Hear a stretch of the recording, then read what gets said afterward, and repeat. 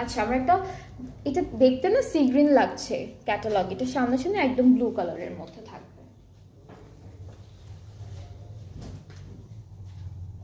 এটাও খাদ্দারের মধ্যে আছে, সুন্দর একটা কালারের উপর আমরা ড্রেসটা পাচ্ছি।